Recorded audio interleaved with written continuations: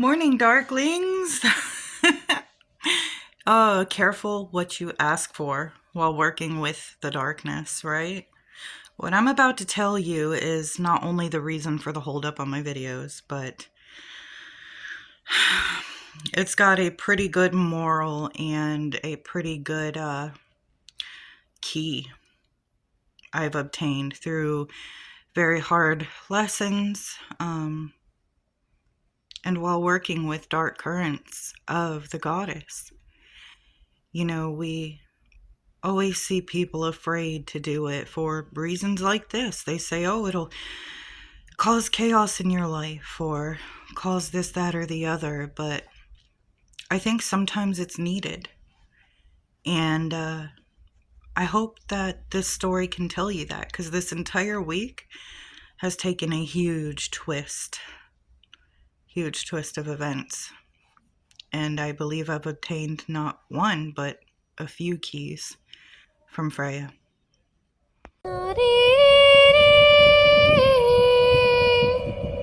Get comfy and grab a coffee, because this one's a bit more of like a story time.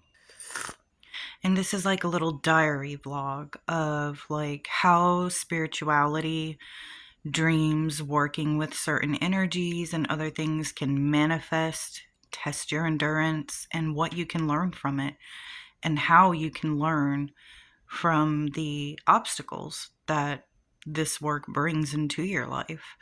What keys you can uncover through hardships, and what that says about yourself and self-love. So, let me take you back to last Saturday, okay? I wake up from a very strange freaking dream that had huge symbolism in it. I put it in my little group chat with the ladies, asked what they thought, and initially I thought the same thing from the dream. That perhaps I was just dealing with some stuff subconsciously from some people who have hurt me, and I was tired of taking shit because I've been working up to it probably like the last year of not being so meek, not being so afraid to voice what I'm thinking, what I'm feeling, and standing up for myself. Because when I was younger, I used to be a force to be reckoned with. And yeah, maybe a tad violent, really quick to temper. And I had no qualms about speaking my mind. But somewhere through a lot of the trauma, my voice got snuffed too much. So it's finding a healthy balance between that now for me. Well, the last year I've been working on that pretty well and been put through a lot of trials. I feel there's just been a lot of scenarios that I have been in where it was kind of felt like the universe was really pushing me to start speaking and standing up for myself, right? Whether it was bullying at work, whether it was, just different scenarios. So I'm already kind of transforming into who I am supposed to be, which sometimes self love is not always fluffy. Sometimes self love is becoming a monster to defeat the monsters that are bigger and out there to get you. The ones that will simply chew you up and spit you out just because they feel like they can. Sometimes you need to be dark. Now, that's not saying I promote, violence, fighting, or any of that. I feel like it should be handled in the most mature way as an adult. You should be able to effectively communicate with other adults or people around you and come to a compromise. That's the way I would rather handle things. I'm just saying that sometimes there is a use or a need to speak up, or if you need to burn it down by creating an argument, create the fucking argument. Don't be afraid and just let it ride and suffer in silence, is what I'm saying. If you don't stand up for yourself, who else is gonna? And that is a form of self-love.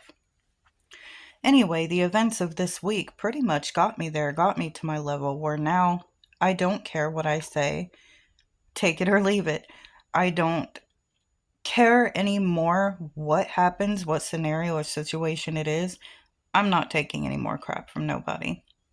And that's just the way it is. I thought there for a little while, and I wanted to talk about that to be spiritual or feel like you're onto something spiritually, you have to be very much, love, light, understanding, which I always knew that wasn't the case. However, it made me feel better as a person to a point until I realized the extreme I was taking it unconsciously and just allowing myself to suffer in silence. And that isn't me. That's not who I am. When you have something nagging at you from the inside, desperate to come out in certain situations, it's because it's you. Don't fight it. That's my advice anyway. Because there are many a times I wanted to speak up for myself, but I didn't because I was overthinking, well, what if it starts an argument? Well, what if this happens? What if that happens? It doesn't matter anymore because now I am at the point that no matter what, I will be heard and I will stand up for myself no matter the cost. Because my own detriment or self sacrificing to appease those who would cause me harm, that will no longer happen again. And that is one of the keys I have obtained this week. So I feel like I've been through a very long kind of transmutation over the last year, and it's finally come to the butterfly from the caterpillar. Okay, back to the dream. I'll try not to veer off too many times. So, last Saturday, I woke from the dream. In this dream, for context, I'll let you know I recently moved in with my boyfriend from my old place. And we've been taking our time, just kind of getting everything over here or in storage gradually so we're not completely stressed out. And my other place is out in the middle of nowhere, which I've filmed there many times. You guys seen the land and the area, but we were happy and excited for a new start. Anyway, in this dream, I was going back and forth between the old place and here, like in reality, trying to get my treasures. Some of the treasures in the dream I didn't own in real life, but others I did. The same layout of the house, the furniture, everything was really identical. But the symbols in it, interestingly enough, was I show up there and there are people in my house. And I'm asking them, what are you doing here? Like, why are you here? And they're telling me, we have no place to go. So we were wondering, can we stay here? And I told them, well, I only have the place for 1 more month, but as long as you don't take anything or damage any of my stuff, you can stay here. And that sounds like me. I've always ignored a lot of red flags in people to help them and ended up fucked. I ended up being the sheep while they were the wolves. And a part of me kind of knew or seen it coming, but I wanted to be a good person, right? I wanted to help them because I know what it's like to be low. I know what it's like to be homeless. I've been there. I know what it's like to not have everything. Which, here's another lesson. Don't always go out of your way to help people because that's the situation it gets you in. Not everybody is grateful for it. In fact, some of them are hoping you play into that. If you can help somebody and you feel like it's genuine off your intuition, by all means do it. I am just saying, do not overly give, because it will take from you as well. That is another form of self-love. Back to the dream. So in this dream, I'm going back and forth 3 times. The number 3 was quite prominent in the dream. And I'm collecting my things, and I meet someone new each time. Once it was an elderly lady. Second time, a younger woman who I felt like she was a witch, but I'm not sure. And I did a reading for her. And then another one was a man, and there were a lot of kids around there. I felt like in the dream, for some reason, they were orphans. I'm still not completely sure what that symbol meant. I did a reading for that witch. I got Page of Pentacles and the Lovers cut in half. That's probably important, and I'll tell you my interpretation of it later. But I noticed in the dream, I tried to help all of these people in one form or another, and all of them just kind of spit on me, right? The one I did the reading for. She wanted a friend, talked about how lonely she was, how horrible life was for her, how much pain she was in. I tried to lend a hand. I told her, I will befriend you. I'll be there for you. And she just turned around to kind of slap me in the face and be like, screw you. You're not good enough.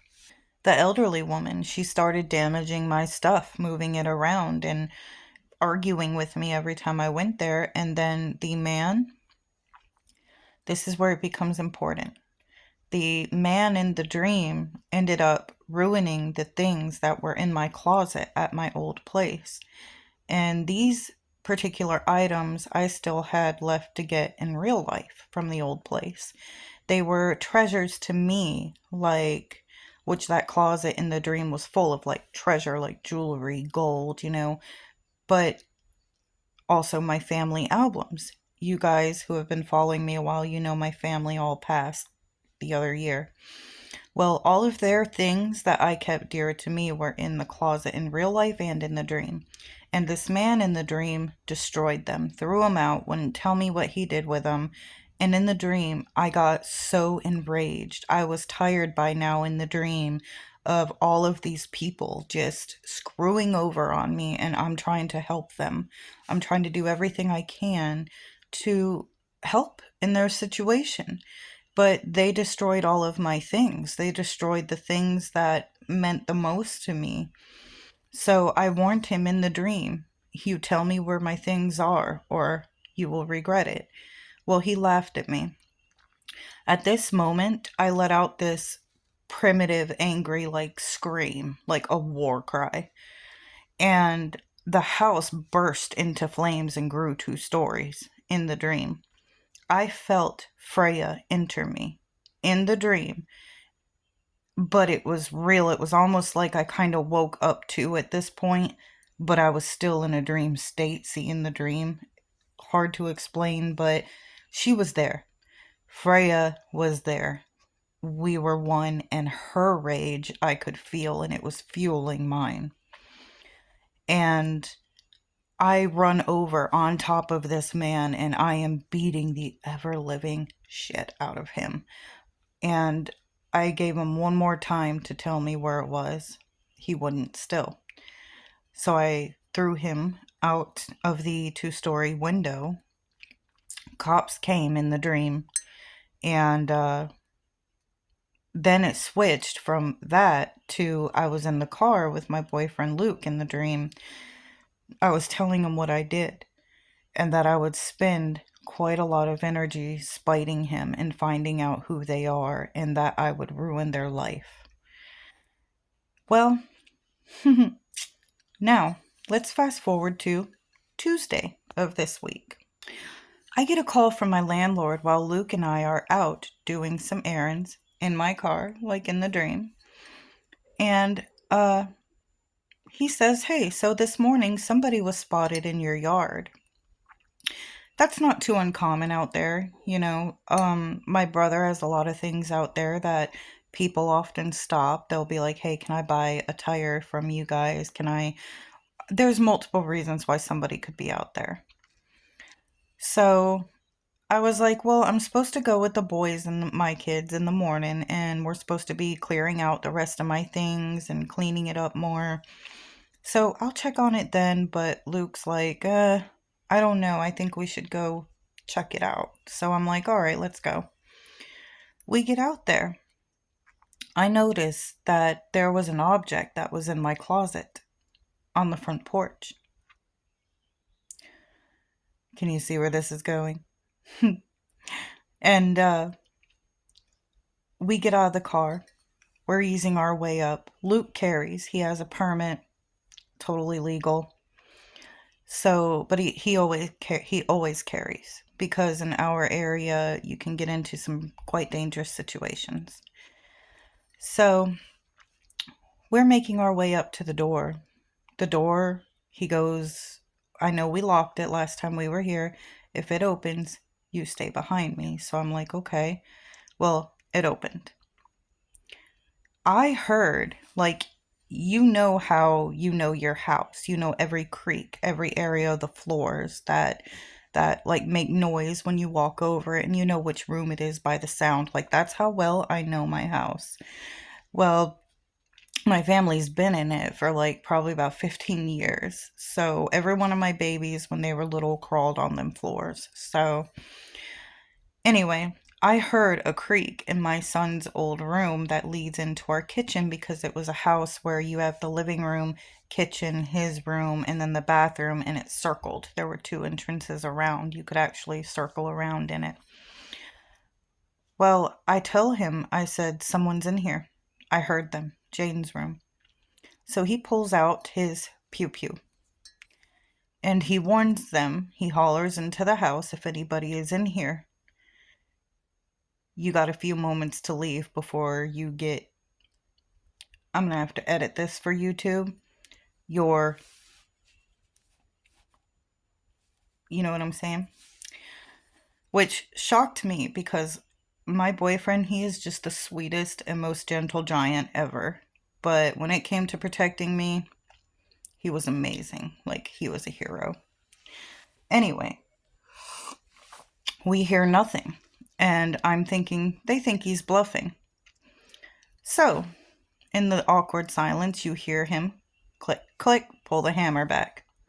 That's when these two losers end up yelling with their hands up, coming out of my kitchen, don't shoot, don't shoot. We just needed a place to stay. We had nowhere to go.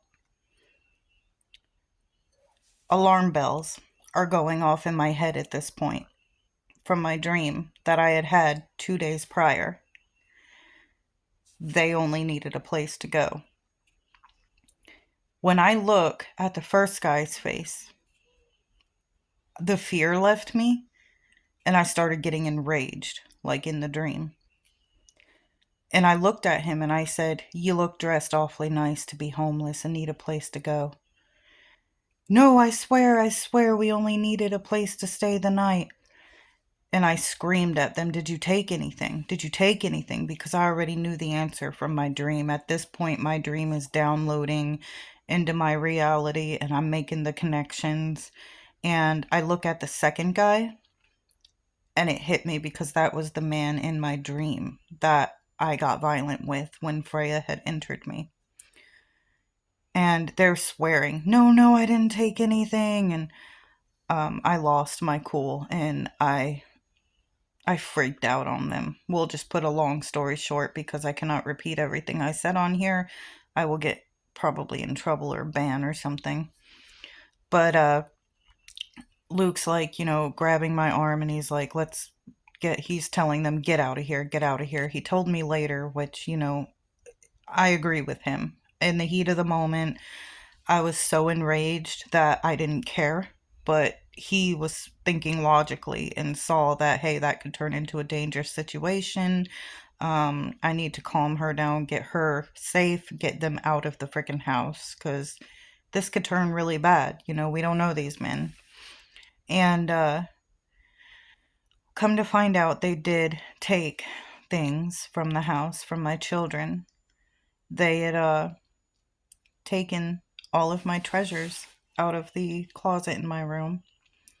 They took a lot of my father's things who had passed, mother's. They peed on my furniture. They did a lot.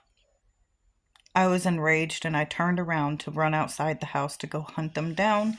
They were already gone, unfortunately. But I stormed these streets the entire next day, tracking down names. And I did get a picture of them. I didn't think to record. I always say in the heat of the moment, nobody ever thinks to. And I didn't until like when I was confronting them. I was just like, well, if I find out you took something, smile at the camera, bitches. And I'm flashing it in their faces and all. But I told them, I will find you. I will find you. and I'll destroy your bloodline. And I meant it. So I got names. I even got relatives to them who say they will help identify them. I have everything I need. But I think I'm going to conjure because the police, their hands are tied. They can only do so much. So, I don't like to curse. I don't like to hex, but boy, do I have something for them. That includes some chicken feet. But we will save that topic for another day. Anyway, what did I learn through all of this? What are the keys and how does this tie into self-love, you might ask? One, letting go. I had multiple signs from Freyja and my dad all that next day, all that day. So the day I got robbed, not only the dream where Freyja entered, I always say symbols from them come in threes when a deity is reaching out or a spirit. A cat came up to me randomly in our yard and was crying, and I gave it some food and I said, "Tell Freyja thank you, for the warning." I really feel like she was also warning me. And then I come inside not 10 minutes later, and someone on TV was saying their name was Freyja on some reality show.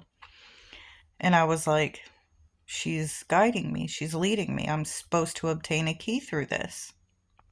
Well, not only Freyja, but my dad. I went to my brother's that night after we were robbed. I was highly upset. The moment I mentioned our dad to my brother, rain drops out of the sky and hits the tin roof we're under for literally a moment. And I'm like, what the hell was that all about? Well, I ended up having a dream that night of my dad. My family want me to let go. Keep a few of the smaller things, but I don't have to keep holding on to every little thing. It's time to let go. I cannot move forward properly, and neither can their spirit till I let go. Righteous anger is needed. That's the other key. If we have a right to be angry, a right to be vicious, to preserve ourselves and love ourselves, then use it. And I've been a lot more vocal, a lot more assertive, dominant in my needs. Ever since then, it was like it was the last straw for me. I'm done being quiet. I am done not loving myself enough to have a backbone. And that, I think, is a major key for me. Also, guilt. I need to let go of some guilt. That ties into a few more things that are a bit more personal with all of that. So basically, be the best you can be as a human. Love and support your fellow human, your community, everybody who shows you love and support. But when you have an enemy, raise your shield, raise your sword. There is a time and a place for everything, and know the difference, and know when you should be standing up for yourself. Know your boundaries, know your limits, and enforce them. Because there is no greater act of self-love than finding your voice. So, I am like a woman on fire right now. I feel it coursing through me, and I feel like I don't fully understand all of it yet, but it will be revealed to me. But I said this week I wanted to die. I wanted a part of myself to die and to reawaken or resurrect into my better self. That was my intention while building my altar for Freyja. Through this whole experience, what I asked for happened. Even if I didn't go to the plans that I made and posted in the community tab, it happened organically, spiritually. Through a very tough situation, what I wanted happened. I reached my goal. So that is truly amazing. However, my next video, I will add my work that I posted in the tab for you guys because, I didn't do that for nothing, but it goes to show me that I'm on the right track here in my work and that it is all unfolding beautifully. I am becoming that fierce force to be reckoned with who loves herself and who is sure of herself and who is strong and knows her own power. And there's no greater thing than that to me personally. Though I was warned by many people, they're like, Courtney, you are not made of bulletproof vests and stuff. Like, you are not invincible. Like, when you're in situations like that, here's the thing, man. Whether it's brave or whether it's stupid, when I am angry to that point, I feel like I'm bulletproof. Maybe it's my Scandinavian heritage ancestors. I don't know. Hell, maybe it's the Native American part. Who really knows? But I have a heart of a warrior, so I'm going to flex that too. It may be stupid, but you know what? It made me feel powerful because I stood up for myself. Courage don't always mean that you're not afraid. It just means you're afraid, but you face it, right? Besides, I knew from my dream that Freyja was there with me. I knew we were okay. But yeah, I hope you enjoyed this story. And that is kind of an example of how darker aspects that aren't so fluffy of self-love can manifest that you wouldn't think is a form of self-love, but it is. And how working with dark energies can bring forth many trials like this to test your endurance. That's why we say that working with the dark currents, it's not always for everybody. But I would like to do another ritual to lay my old self to rest.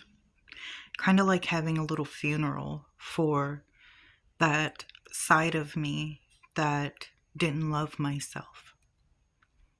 That side of me I wanted to transmutate from. Because we need to show that poor girl some love too. So yes, we're going to have a little funeral for myself this week.